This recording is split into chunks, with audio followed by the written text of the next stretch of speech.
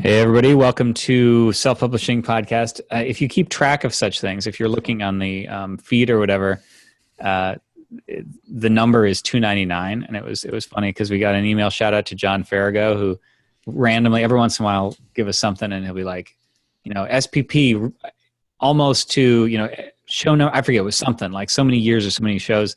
And Sean goes, think we'll make it to 300? Because it was clear from his context that he thought like it's only right around the corner.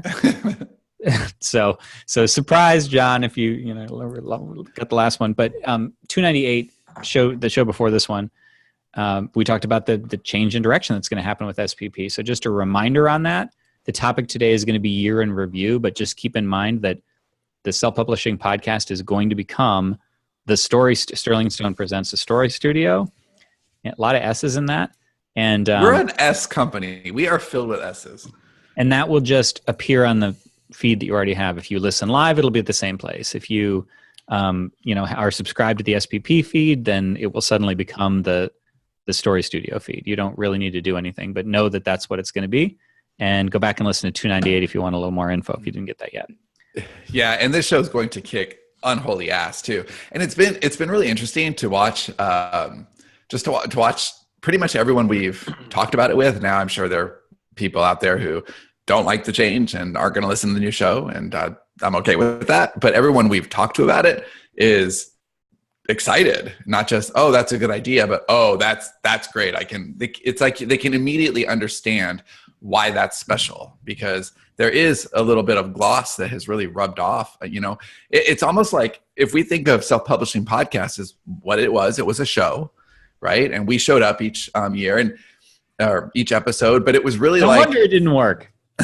think about how many last shows of season, like, okay, Dexter season 6, anybody, right? They should have just finished at 4. Or did that go to 8? It did. It had 4 terrible seasons, huh? And they just got worse and worse and worse. And the SPP just couldn't get worse. Like we had to we had to walk away and say, you know what? It's better to start a new show. Hold on, I'd like to clarify that. SPP, we could not permit SPP to get worse. It isn't SPP couldn't get worse. Like there's a difference there. SPP it couldn't have gotten any worse. It's not worst show ever. Right. Well, no, it's not worst show ever. You could definitely get worse. But there was definitely a decay in quality happening. Our enthusiasm level was down, and that makes a huge difference. And it's just because we didn't take the time to ask ourselves, is this the right show for us? We know that we love showing up for a Friday show together, and we love, Okay. Wait, what? I'm speaking for 2/3 of us. I'm sorry. Some of us like showing up for a show. Some of us don't like waking up at 3:00. But we all used to, and that's the point. We get back to a place where we're all excited about it, and it's increasingly difficult to do that when we can't talk about our business. And our business is story. It's story in so many capacities, and to be able to. Our topics were limited to what can we tell somebody who's a new self-publisher and doesn't care about anything else. When that was the limit, okay. There's just nothing we can talk about anymore. Hey, can you put your book on Amazon and Kobo too? What? There's not a lot else to say. Right. And we were just having a little powwow before we started the show because something really cool is brewing. And the person who's kind of making that happening, she's someone that Johnny and I know. And she has a $10 million marketing firm. Like she understands story because she uses story to sell products. And I think she's an amazing person with amazing things to say, but she's not in indie publishing. She has nothing to offer a strictly indie publishing audience. But to our mind, an indie publishing audience should have open minds to story in all levels, all capacity, and all contexts. And so this new show, it would be really easy to say, hey, do you want to come on our show? And we're going to have really great guests, and they're going to be exciting people to talk to for you guys to hear, and also for us to engage with, because we already have rapport. Which our enthusiasm will be back. I don't know if you guys have noticed this, but man, I'm going to admit, like, it wasn't terribly obvious at the time. It was, but like you start looking back, you're like, okay, we've made the change. You look back, you go, wow, I guess we were kind of phoning that in. Like there was a lot of SPP. Some of it was not phoned in at all, and it was live exuberance and stuff. But some of it was like, Yeah, no, it's just there's just not a lot there, and sometimes we found ourselves having guests on and just doing commercial for their shit, and that didn't make any sense. That was stupid. So yeah, this is good stuff. Yeah, I'm really, really thrilled about it. So these are our last something cools. I mean, come on, we've had a few weeks. Dave, you had to have something cool happen to your life. Something cool has happened to you. Tell me. Okay, I do have one thing cool. Okay, Yes. I got the free trial of Hulu because I wanted to see that show Chance with Hugh Laurie. The commercials made it look really dark and awesome, and so I've been watching it. I really like the first season, except for the very end. I won't go into a bitching about it, but there's a character on there. He's got a guy that kind of helps him. This guy named D, and it's like a collective inkwell character if ever I've seen one on television ever. And so I just love that part of the show. And the second season becomes like a vigilante thing. Vigilante. I'm Vigilante. Vigilante. It's vigilante. Dave said vigilante, and Sean says vigilante. But okay, so like Mine sound like a pair of pants. So I really like the direction the second season is going. There's some things I don't like about the show, but whatever. So I find out like yesterday they canceled the fucking show. Well, of course you liked it. Well, no, dude. Have you watched Handmaid's Tale yet? No, not yet. You got to watch it before you cancel it. Okay. You should also watch the Stephen King, J.J. Abrams. I'm just so annoyed. Whatever. So yeah, that's my something cool that I'm annoyed. Well, Dave is always annoyed. At least we won't be doing something cool for the new show, right? Maybe we will. How do you know? Oh shit. Why can't just more cool things happen to you? Maybe you should make it your New Year's resolution. 2018 is the time for some cool things to start happening in my life. Oh, okay. I'll put that out there like secret. Does that seem reasonable? Hey, have you ever heard of a manifestation pillow? Oh, there we go. We heard about that. Considering I have nightmares when I sleep, that would probably be awesome. Good story idea. Yeah, I heard about manifestation pillows this week, and I was like, "Oh, there's a lot of story there. I wanna get Dave on board the manifestation pillow, because you could do that in several contexts. Like if it was like a real manifestation pillow or something that, let's say, an internet marketer was selling because you could manifest your dreams. That would be amazing. All right, Johnny, anything cool? Yes, I am reading the book Essentialism. Oh, I love that book. Which is awesome. It's right in my wheelhouse. I prefer to do. It's basically it's about saying no to distracting things and saying an unqualified yes to like one or a few things. The idea is fewer but better. It's mainly a business book, but it would apply in just about anything. And it really suits my nature to want to kind of just narrow things down to just one or two key things. It's the hedgehog. Oh, we haven't talked about that on this show because we can't, because it's the self-publishing podcast. The hedgehog concept from, I think, Good to Great. Fisher has a stuffed animal that's named Hedgehog Concept. There you go. So that's really good. Did he name it? Yes, he named it. Want to have him on for his something cool? Yeah, he's actually having a birthday party tomorrow where he's going to meet his siblings and mother for the first time. Are you kidding me? No, it wasn't our idea. That for worst show ever. Okay, all right. It's a good story, and fuck you. So which of those is your something cool? The dog birthday party or the manifestation pillow? Well, they're both pretty damn good. Dave's glee right now might actually work it for me there. No, mine is I saw Molly's game last night for date night. What is this? It's Aaron Sorkin's directorial debut. Oh, I haven't even heard of it. So yeah, there was Molly Bloom. She ran this the world's biggest poker game, and there was a bust. I mean, in short, she ran a legal game. Actually, she ran a legal game till the very end. Like she was making $4 million a year and paying taxes on it. Like it was legal. It was declared, and she would have like Ben Affleck, Matt Damon, Tobey Maguire, Leonardo DiCaprio all played at this game, bunch of billionaires. and she ended up, the Russian mob and some other like really bad Ponzi scheme people ended up at the game too. And she didn't realize this, but she ended up being a hub of like criminal activity because she was the one who was organizing the game where these different people were coming in. And so she got in trouble, but she refused to like basically ruin lives, because if they were to take her phone and look at all these texts, there were a lot, she just had a lot of information on a lot of people, and she refused to do that. And Aaron Sorkin wrote like an amazing script like he always does, but he actually got to go behind the camera, and it was awesome. It was an awesome movie, and I really enjoyed it. Yeah, I wouldn't give up the Russian mob either. Smart. It actually wasn't the mob she was protecting. It was just regular people with families that she didn't want the families to be destroyed. And yes, Fisher is a dog. There you go. Okay, so year in review. What did we learn last year? What are we learning going into this year? That sort of thing. For, I guess, still for the self-publisher at this point. But this is a nice like transition show, right? Like, yeah, no, I love it because it's a way to effectively kind of say goodbye to one version of our show, what we do, and the next one. It's a perfect bridge. So last year was a year of preparation.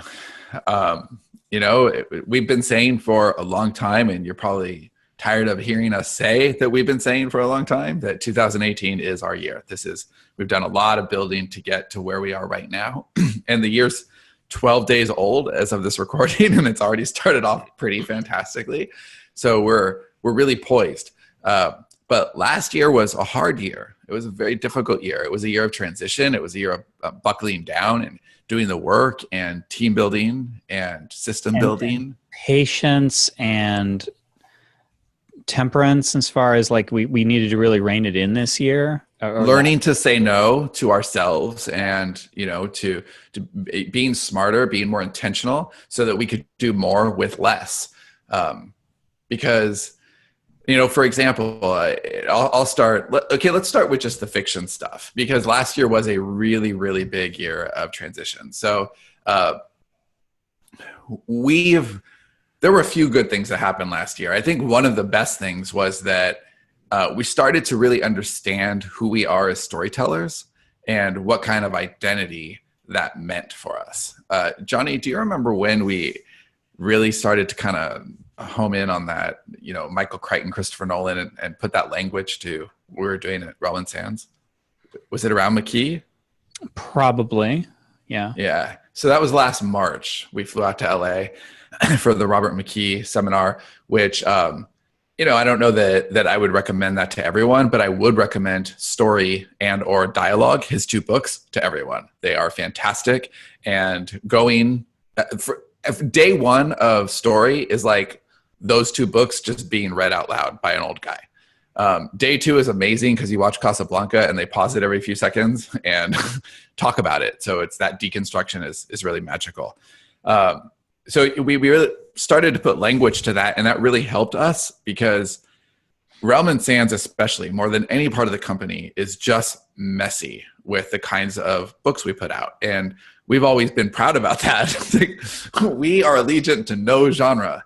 And I think I would never trade the way that Relman Sands has grown up for anything. I've learned more about telling stories in that particular pocket because we are all over the place. And I'm really grateful for that learning experience. But it's also not a way to make money. And so having an identity and an understanding of that identity really helps to shape what we're doing going forward. So we have a lot of boxes to close, and it's going to take time to close them. And that's okay, because new projects, and as we finish our old projects, having that identity is really helping us to craft them in the best possible way. For those of you who've been listening to us for a while, that Johnny and I like to do our literary book, every once in a while, and then, proudly say, it's not going to sell. We don't care if it sells. And this year, that's not true. The book that we're working on now, the first draft is already done. Already. Okay, the first draft that took a long time. It's already done, and but it was both outlined and written with a much sharper understanding of who we want to be as storytellers. And I think that lens not only made it a better book, but it ultimately made it a more commercial book too, in the best possible way. And same with CI, although CI has always had a much clearer focus and a much clearer idea of who we are as storytellers, Dave and I together. But the big change happened where because for both different reasons. For Johnny and I, we realized we're not ever going to be commercial writers. The way that we tell stories is very specific to us. And we can come up with really great commercial concepts all day long. But when we go to articulate those concepts, we make them even more complicated on the page than they were in the outline. And they're pretty complicated in the outline. So then we get something that's a little too busy, and it's very satisfying for us, but it's not as commercially accessible. And so, we tend to have longer sentences, longer paragraphs, longer ideas. So having writers come in to articulate those ideas is awesome. We can do that all day long. And over on the Collective Inkwell side, it makes sense because Dave isn't the fastest writer, but he's really fast at ideation. His story ideas could come as fast as he really welcomed them into his life and his articulation. So that makes sense. Dave ever welcomed anything in? He welcomes donuts in. Dave, do you welcome the donut? Not this month. Well, there's a story there. Let's save it for best worst show ever. I think there's good stuff there. In fact, it's January. January is always a gold mine for Dave, and atrocities, story, all that stuff. So that's been a really amazing thing to kind of get the production model going. Again, if you've been listening to this since episode 1, way back then we were talking about the production model for Sterling and Stone, but in a very different context. But it's been there from the very, very beginning, this idea that we could produce fiction. And it took us 5 years to build the internal systems and the team, but we're ready to go now. And we have multiple lines across multiple imprints in production this year. And that's really deeply satisfying on both a personal, a creative, and a business level. I would also say for 2017, I'm definitely making this up, but like asset allocation business wise. So basically what I mean by this is I think diversification is super smart. And we've talked about this a lot with wide versus narrow. However, I think that there's absolutely no denying that the people who are killing it in select. The problem with that is it bothers me as inherently unstable. You could be rolling today, and then tomorrow Amazon could change something, and then you have no business. And like a Limp Bizkit song. Oh, it really? Do you want to kind of do that? Roll. I like that. But in 2018, I think all Limp Bizkit references should just die. Like it's not a current reference, and it's Fred Durst. Like, well, why? Let's just drop it. I have a musical memory. That's all. That's true. Yeah, but it's Limp Bizkit. That's not even music. Oh. All right. Hey, so that one album was pretty good. Anyway. Continuing. He did it all for the McKee. What I meant by asset allocation is like if you're if you invest. So you can take that cookie and shove it in. Shut up! The idea is you're supposed to be smartly diversified, but you take some selective risks in some higher, things that have potential to be higher value. So with some of our stuff, we are looking to do more select than we've done. Fat Vampire, I believe, is still in select. We had a good run this past year. That's an old property, but Tammy really revitalized it with ads and stuff, and that's in select. But then, it just makes sense to be diversified, and I think that we really kind of did that in this past year to not just our books, but like lines of business. Like many bad things would have to happen, a la Dave's Everyday Reality, in order for this business to totally collapse. Yeah, that's true. We have one of the things that has kept us distracted so long is because we had all these different things. And, that's primarily my fault and Johnny's for enabling me. but that was the very first few I years. try very hard not to enable you sometimes. I can't get all of them. Well, this year is about knocking that off. It was about a year ago exactly, when the words blinds in Manila were born. And if for the uninitiated, that means doing some crazy crap that has nothing to do with anything else. And Johnny was totally right. I came back with some really out there ideas, and the idea was it was sharp. We were even talking about it a couple of days ago with who would have been one of the original partners, and it's a solid idea, but that doesn't matter. It wasn't an idea that was so loosely aligned with what we were trying to do that it made it dangerous. And so that was I was glad that I went with something that was so out there, because it allowed, Johnny to make the ridiculous blinds in Manila comparison. And that was it. Like, I think I've been pretty on point for, all year since. And it fundamentally changed the way that ideas were brought to the company. And that's a really, really healthy thing. And so 2017 was about understanding what fits and what doesn't. And throughout the whole year, it was really about sanding it down. So we got this polish constantly. Is this work? Does this work? If it doesn't, it needs to leave. And there were, a few principles that we really lived the year by.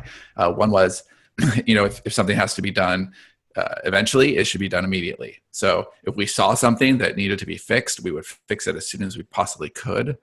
That was just so important. But it was also, does everything work together with everything else? Because if it doesn't, then we shouldn't do it, or it just needs to go in a pile for later. And for the first time, every part of the business really is working with every other part of the business. And the big struggle for us since we started this podcast really has been how to make nonfiction and fiction work together. And for a while, nonfiction supported us, and then for a while fiction supported us, and then for a while it was totally upside down, and nonfiction became a very, very expensive hobby for us.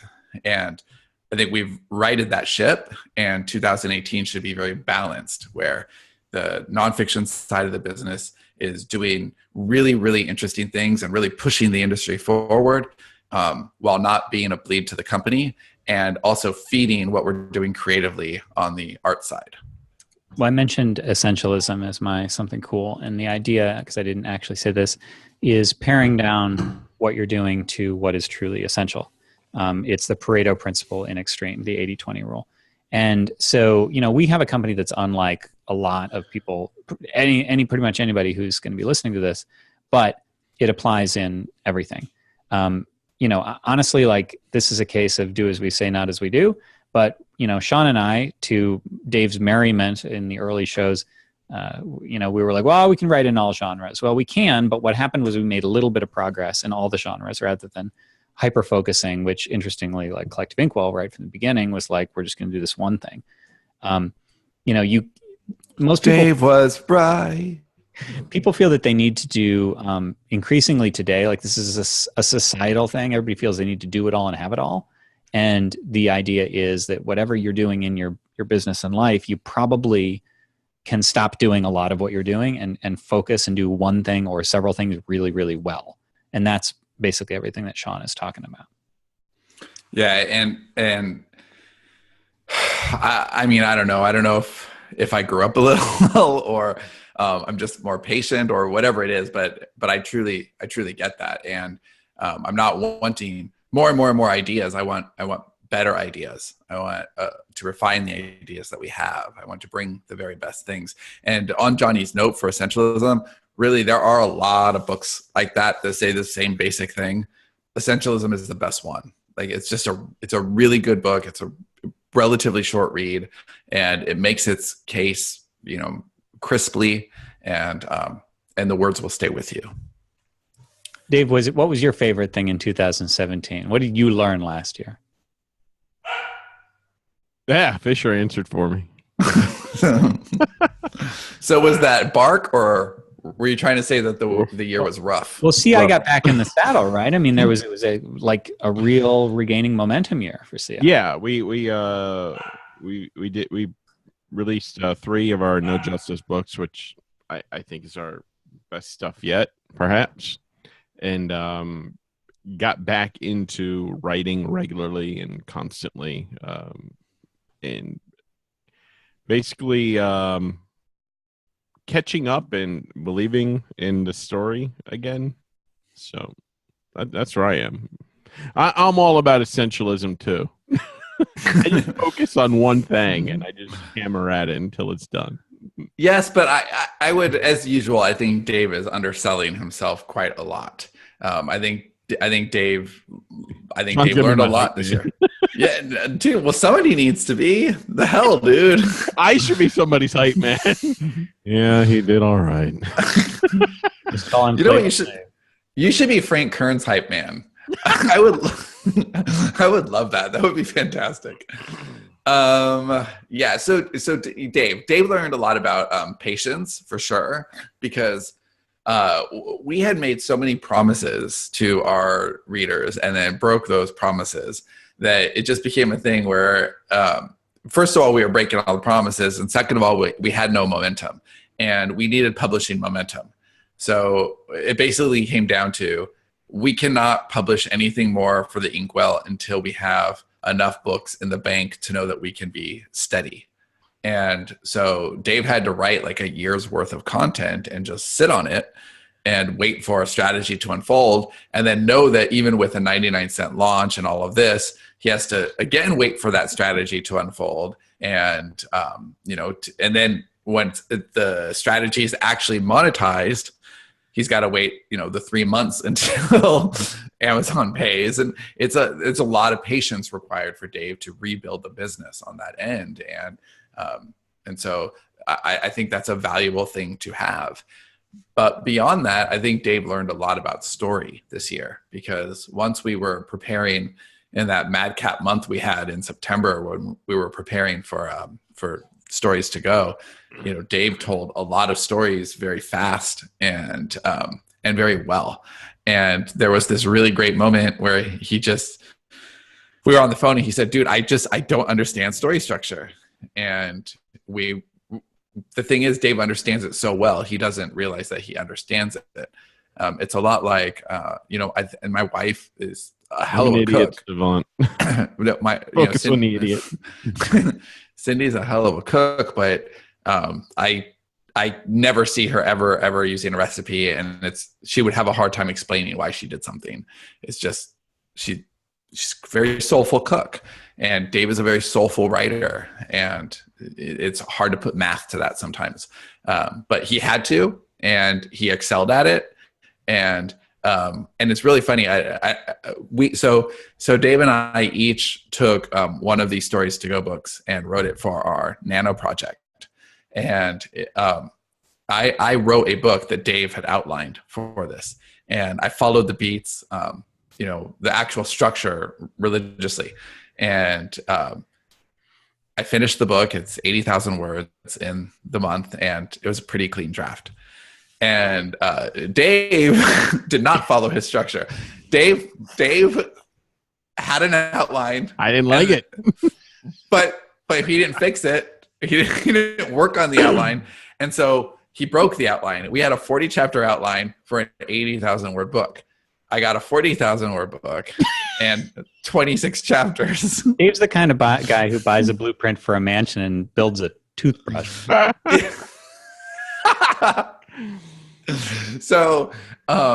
So he's better at mapping out the structure at this point than following it, but that's the next big thing for Dave to get to bridge that gap, because he's already proved that, wow, like on a structure level, he can get it if that's what he's doing, and he can get it on the writing level if he's just pantsing it, but putting the two together, that's our next bridge to cross. Kay Morgan says I built an outhouse.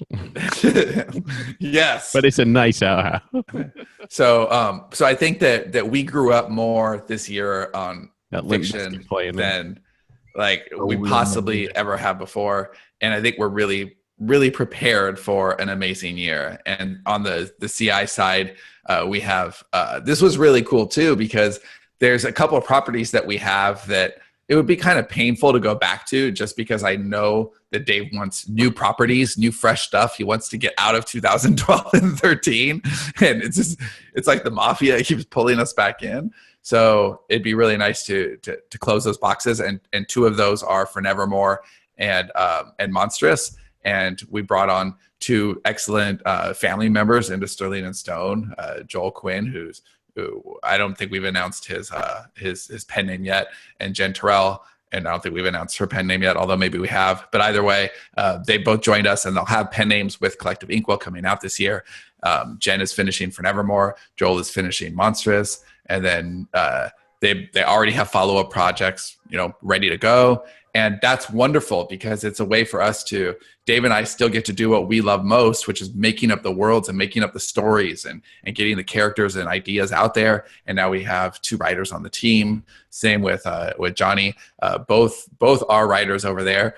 We are working on our shared world, our inevitable world projects. And they both are really, really cool projects. They're a little more right now, but they'll be fantastic to talk about in our new Story Studio podcast. And we're doing it with romance too. We've got a couple lines there. It's too early to talk about those, but they're super, super commercial and solid ideas. So we actually have our little story studio. It's not just us three writers anymore. We have a rather large team, actually. So in addition, for 2017, I would say the triumph of doing rather than teaching. I get, okay, here's where I'm going with that. So that didn't come out very clean, but we've been talking about like making a course. Oh, this is one of my favorite things of this year for sure. Yeah. I mean, we've been talking about it forever, but we didn't want to do a course until a few things happened, until we were sure that it could be the best course out there, like, an order of magnitude better in whatever way we attacked the material. And it needed to be something consumable, because it's always bothered us. It's bothered Dave, but Dave like an angry, I'm going to get Frank Kern sort of way, and Sean and I from producer's way, that, the info product sphere, for want of a better term, basically anything that's delivered like virtual learning, there's a lot of, I'm going to buy it, and then I'm not going to do anything with it. So, you get that $2,000 info product on something or other, and it just sits on the shelf, and I bought it. So, and the creators made a lot of money, but nobody gets any smarter. And so we actually kind of backdoored into this and ended up realizing, I think kind of after the ball was already rolling, that Stories to Go was our version of the course. So if you haven't seen Stories to Go yet, the galleries aren't open now, but you can kind of get the gist at stories2go.io. And it's like collaboration done with you. It's a collaboration service where we're basically working with people.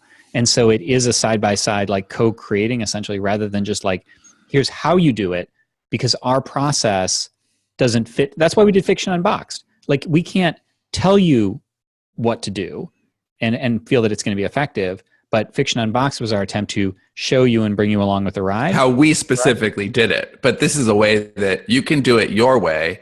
And so this is actually a good example. What I was just talking about with Dave, what he should have done, if he was an actual Stories to Go client, there's no way he would have just bought that outline and started writing. What he would have done is had a story meeting, and we would have shaped a character meeting. We would have really shaped that to the outline, and then his outline would have got a story jacket and then all of that. But Dave, who actually is my partner and has like access to me at any time and could say, dude, let's get on a story meeting, actually skipped that really super, super important step and then just started writing and then hated it and then stopped and then pulled his hair out and stopped and all of that. So because we, no matter how many times we approach the problem, we could not figure out a way to teach what we do in a series of videos. The only way to teach what we do is to have somebody do it. And so that's a real magical thing, because there was no way to solve that problem. And as a company, we had to butt our heads up against the wall a lot to try to figure it out. And we tried hard. I mean, we had a business consultant come out, fly out last January and sit with us and map out what we were going to do. And we even had a closed cart date for October way back in January. And no progress was ever made on that. Like we'll get to that eventually, because we didn't want to do it. It never felt right. It never felt like exactly the right move. There was always some like too much salt in the idea or something. There was just something slightly off about it. And this feels like such an elegant solution. It's a way to actually transition and teach and help and scale and have impact in a way that is meaningful to the people who do it. And it's an authentic delivery for us. And that makes all the difference. So that was a huge win, I think, this year. What are other, what's your favorite win of the year? Well, let me just put a cap on that. And let's just say that I think the lesson there is, you can learn and read books and consume, like you can learn in the sense that we normally think, but nothing beats getting in there and doing it, I think is ever in every context. It's you learn by doing. You learn by doing and you learn by teaching.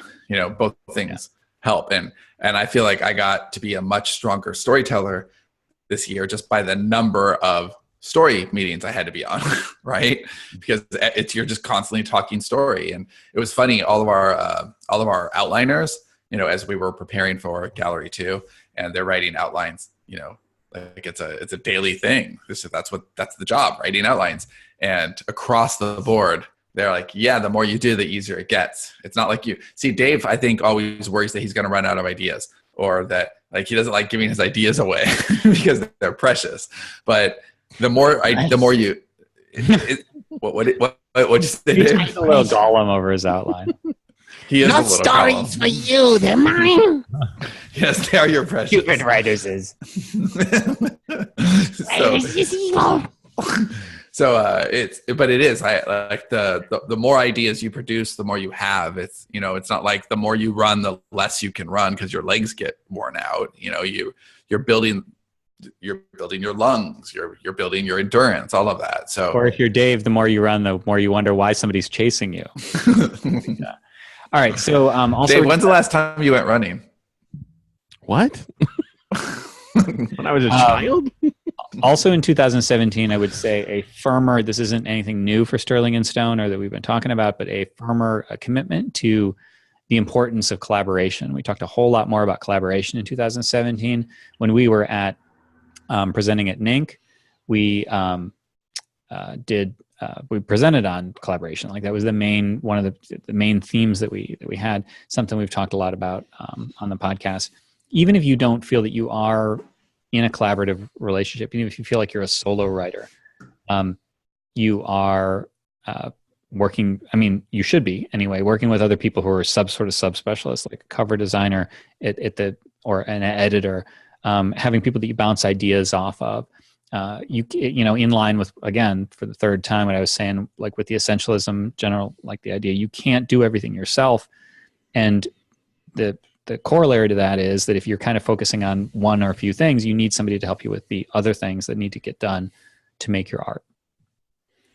Yeah, and on the collaboration note, I think we've leaned ever harder into the idea of superpowers and people being like, we did a lot of team building this year. So there were, some subtractions and a lot of additions and just a general reshaping. And I think what we have right now has really prepared us for 2018. But it's not that we have better people, it's that we have more specific people. And that's a big difference. So before we would find people and, okay, we have awesome people. Now let's find all this stuff for them to do. And it wasn't really specific. And so it was really hard to get momentum. But now we have really specific initiatives. We're using this tool called Suite Process, which allows us to really have detailed processes for pretty much everything we're doing. So, as Tammy leaves and Perry comes in, now there's actual, step by step by step. This is how we run a launch. This is how we do all of that. So we take the old systems that we started to develop with Tammy, get them down, get them refined. And now, as imprints grow, right now we have one person handling all fiction, but it may make sense, in a year from now to have one person who handles romance, one person who handles, other genre fiction, one person who's handling nonfiction. Like, we don't know how we're going to grow, but we can't grow unless we actually build scalable systems. Yeah. And so that message about standard operating procedures is one that I think that anybody on any level can right. That's exactly where I was going. It doesn't matter if you're an employee of one and you're a solopreneur, a writer, business person of one, but you're outsourcing a little bit. Having those procedures means that you're not having to explain it every time. It means that you're not having to do all the work yourself. And so, definitely SOPs for the win. And this is coming from somebody who hates the idea of standard operating anything, but it really is necessary to growing. So that was huge for us. And it's not just that people are doing what they're supposed to do. It's a matter of superpower. And your superpower defined is, what you're really good at, that you're fast at, you're better than the people around you, and it doesn't even feel like work to you. And the more we can do that kind of stuff, the better we're all going to be. So Dave thinks that his superpower is writing drafts, and it's not. It's just not. That may be something he's good at or that he enjoys, but his draft or his superpower is actually making up the story. So leaning into his superpower means we make up more stories, bring more writers in, and everybody wins. Jen has had Jen is one of those people who's really good at a lot of things. So she's been moved around throughout the company a lot. Oh, you're really great to plug this hole. You'll be awesome there. But it makes a lot more sense long-term to nurture her superpowers, figure out what she's really good at that she's going to be super excited about doing every day so she can do as much of that as possible. And that allows us to be specific. So I know anybody listening to this for a long time has heard us say many times that we're going to have this awesome blog and this awesome content source, and that hasn't really happened. And it's because we've never had anyone specific for it. We've just said, this is an initiative that we want to do, and we're going to get it done eventually because there's so many of us awesome people doing awesome things. But that's not the real world, and that's not how it really works. Now we have a specific team for that, and we're building that, and we have a web person on it. We have a content manager on it. Leanne has joined us, and I'm sure you'll meet her in the new Story Studio. And she's fantastic, and she's going to help us create content for the Smarter Artists on a very regular basis, because not just because there's a person on the team who can do that, but because there's a person on the team who is in charge of that. Yeah, leaning into superpowers was a huge deal, and that's something that I think everybody can optimize and should optimize. Things get done faster, they're better when somebody's leaning into their superpowers. And if you are ever working with somebody, so you may not have a company, but you may be working with an editor, there's a difference between giving somebody tasks. In our case, it might be, hey, can you write this email to send out, or can you build this sales funnel? And it's much better, like when somebody's working within their superpower, you get to the point where you can come and be like, sell this product. And that includes a lot of little steps, but people self-manage. People like, oh, okay, well I can do that. That's my superpower. Actually, since you mentioned, Leanne, you mentioned our writers and stuff, I would say that another big win for 2017 was really understanding the importance of, community and network, and specifically for us, Stone Table. So we actually kind of made this joke. We're reopening the Stone Table in a couple months, and we were kind of joking about like one of the benefits that we could put on the page. Well, there were two things. One was the joke that we could put on the page. Work with, if you join the Stone Table, probably eventually you'll work with Sterling and Stone, because that's the way it's happened. And then the other joke was that we wanted to get testimonials, but so many of the good testimonial people work for us, and now it looks tainted. So getting a testimonial from Leanne or Jen Terrell or anybody else that we've brought on who was originally like several of our writers, several of our team members. Can we get Jen to give us a testimonial for The Apprentice? So, but having that community has been huge. The Stone Table started out as this weird thing. Like, we did a terrible job of launching it at the beginning of 2017. You mean it didn't start out as a weird thing? Last year was a weird thing because our messaging was off. The messaging was off because the first year it wasn't a weird thing at all. It was just a traditional thing. Traditional, right? And so basically we came out with the messaging of, we're changing this thing that you don't understand to begin with. And people were like, what? Like, why are you telling me the differences? I don't even understand what the hell it is. Yeah, my favorite were the people who joined the Stone Table in that run last year, who said, I have, like, just so you guys know, I'm not buying this because you did a good job. I'm buying this despite the fact that I have no idea what I just bought, but I trust you guys and it'll be awesome. And so like clearly we did not do a good job explaining or articulating well, but that's okay because I think what we had was really raw and we ended up shaping it to that audience extremely well. Yeah, I mean, it really became what it was supposed to become. The content there is just like, it's some of my favorite stuff. There's a Me too. Podcast that we do specifically for the table that it's called Family Business. And it's my favorite thing right now that we're recording. And just a quick question, Johnny, do you think that if we weren't recording Family Business, you would have been so immediately like, oh, of course, when we were talking about transitioning from SPP to the Story Studio? Yeah, I do. But it did give us an outlet for that time to talk about the business. You know, there's a lot that kind of necessity we just kind of can't talk about wide. And so having that community, it's like there is a ton of content in there, and the Slack group has been really active. Like that's been an amazing to see everybody supporting. Like somebody was asking about Facebook ads and Insta freebie, and there's all these responses and stuff. And so the community has become what it was supposed to be in the beginning. And it's just this great place to kind of pull for, like, okay, you know, I know who you are because you're in this group, and people are kind of finding each other, and it's really magical. So community. Yeah, community it's been great. I mean, ever since that first summit, it was kind of flipped a light. Like it's not that I didn't love the podcast before, I loved the community before, but that just made it really, really tangible for me in a way that now it's more a part of me. And I just over the last year, as the business is thriving emotionally, not quite financially in the way that it will this year. But you know, we grew up last year, and that's a little hard. But amid that, you know, it was I couldn't help but feel throughout the year that we're just not as present here at the SPP, and this just truly solves the problem. So in a way to kind of close the episode, it's also closing the show.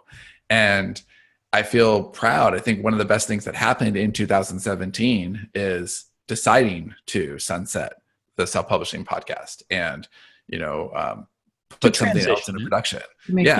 Something. I mean, it is sunset. I mean, it's the end of this show. We're going to start a new show, right? Breaking Bad could not have gone 12 seasons. They had to start Better Call Saul.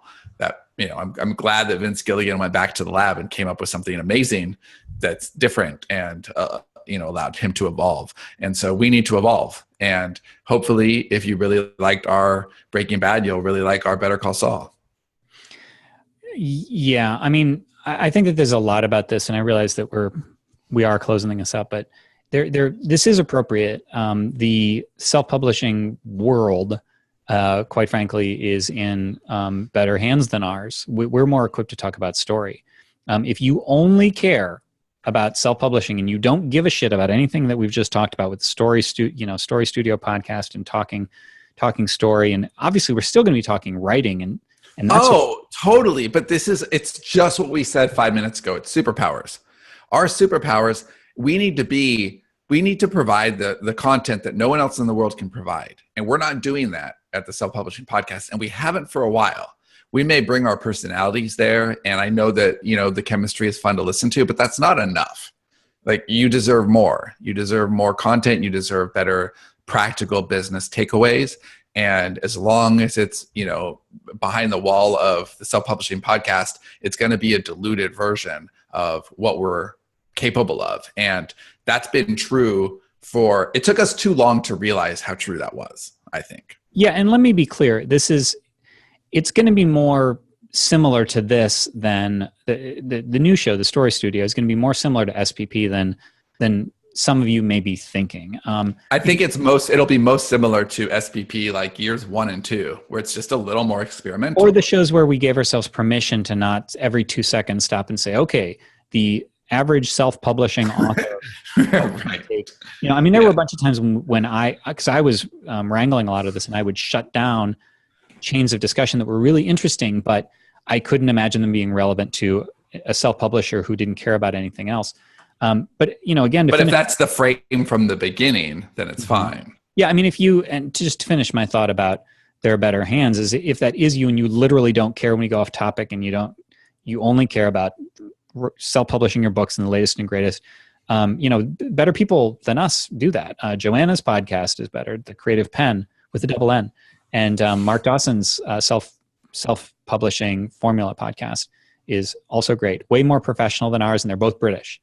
But we're gonna encompass our piece of that and then much more. So you're gonna hear about the new things that we're getting into that are beyond just self-publishing, but everything is about story. Like the thesis of the Story Studio is kind of like story underlies everything. And with the way the world is changing, if you want to get somebody's attention nowadays, it's not enough to be a commodity. You have to have a reason to stand up from the crowd, and story is what does that. Yeah, the person who is looking, at indie publishing as just a side hustle, unless they're there for the personality, really, it's probably not the right show. But I think anybody who wants to listen to us, because anybody trying to build an actual brand or an author brand or a long-term creative career, basically true smarter artists, that aren't, it's not about mining Kindle. Like that's just, it doesn't matter. Somebody who sees themselves transitioning over time into taking their creative IP into other places, other venues, whether that's, writing, scripts for future like branching television or whatever. I mean, we are creative people. If you're listening to the show, you like story, you like articulating, you like telling stories, and the world is really open for you. It's really ripe. The places it's going, the places media is going, the places communication is going. Every form of business is going to need storytellers in the future. And that makes all of us, like we used to be like, well, how do you make a living as a storyteller? Well, the future is very kind to storytellers. And that's a future that we're all, even Dave, really curious to explore. So I'm really excited about the energy the show is going to bring, to us as a threesome and to you in the community. Yeah, the threesome jokes will go away either. Apparently. The places we'll be able to go with the new show, the freedom and sort of internal permission to go are great. Sean and I met a bunch of really cool people at the beginning of this week, and a bunch of those would have been great guests for the Story Studio, but not for the self-publishing podcast. So I think that to bring it to a close, we'll just address the one concern that everyone who's listening to this cares most about, and that is, what does Dave have to say as SPP299 didn't make it to 300 comes to an end? Bye. You want to do rolling again? Hey, I do have a serious question.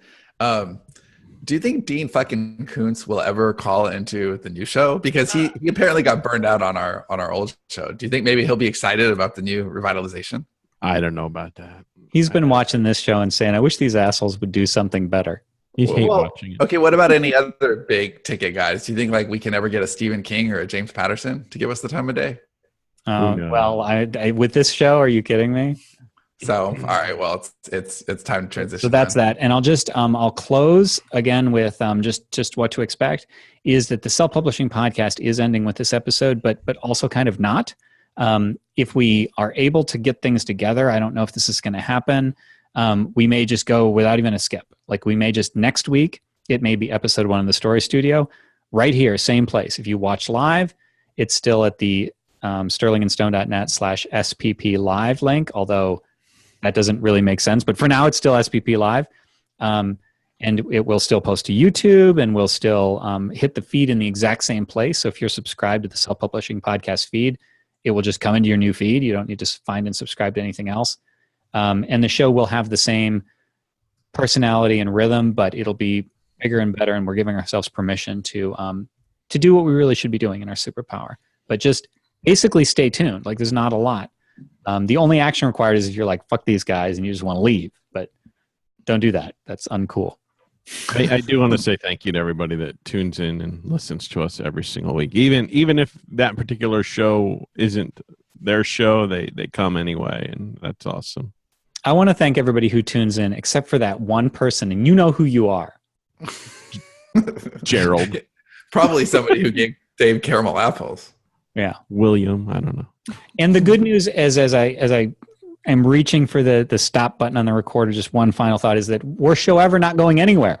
Oh, that's And not improving. You And not know what? improving. I actually do have a closing request. If you want to, like, I mean, if we're keeping the same feed, then self-publishing podcast is like on iTunes. That's kind of like the yearbook. I would love it for you to drop by and say something nice, like leave a review. What is the last? I mean, we've been doing this 6 seasons, 6 years of the show. What has the 6 years been? Especially if you can focus on the first 5 years before we dropped off. That'd be great. Thank you. Don't focus on the shitty years. Look for the good times. All right. So again, thank you all very much. Just stay tuned. Next episode you'll hear on this feed will be the Story Studio podcast, hopefully without even a break, but we'll see. And if there is a break, just stay tuned and we'll be back within a few weeks. Thanks for being you. Thank you. Bye-bye.